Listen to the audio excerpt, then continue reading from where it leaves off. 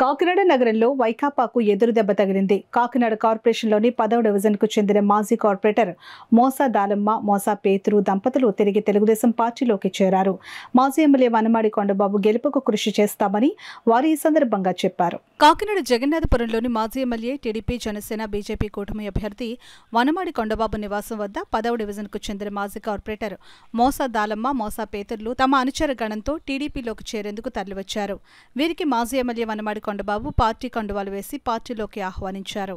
ఈ సందర్భంగా మాజీ ఎమ్మెల్యే వనమాడి కొండబాబు మాట్లాడుతూ, గతంలో కార్పొరేషన్ ఎన్నికలలో తెలుగుదేశం పార్టీ నుండి కార్పొరేటర్గా గెలుపొందిన మోసా దాలమ్మ, పేతురులు కొన్ని కారణాలతో వైకాపాలోకి వెళ్లినప్పటికీ తిరిగి టీడీపీకి రావడం వారి సొంత ఇంటికి వచ్చినట్లు భావిస్తున్నామని అన్నారు.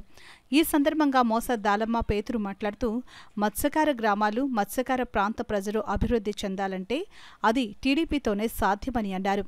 ఈ కార్యక్రమంలో మోసా అప్పారావు, మోసా విజయ్ కుమార్, వాసుపల్లి అప్పారావు, వాసుపల్లి దానయ్య, గరికిన రాజు, పెమ్మాడి నాగు, కుంది సంజయరావు, ఎరిపెల్లి సత్యబాబు, రాగిత లక్ష్మి, మైలిపల్లి సత్యవతి, కుంది రత్నం, కార సత్యవతి, సిరిపల్లి కామరాజు తదితరులు పాల్గొన్నారు.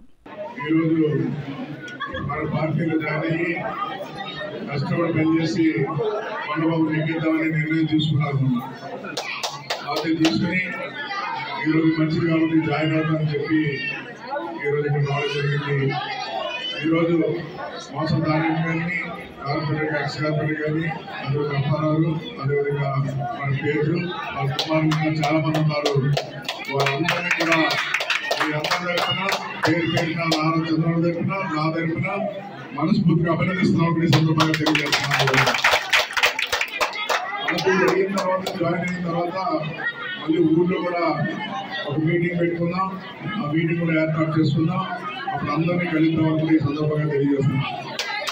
అలాగే చూసినట్టు ఈరోజు మీరందరూ కూడా అదే ముఖ్యమంత్రి రమాలను చాలా మందిని తీసుకుని వచ్చారు.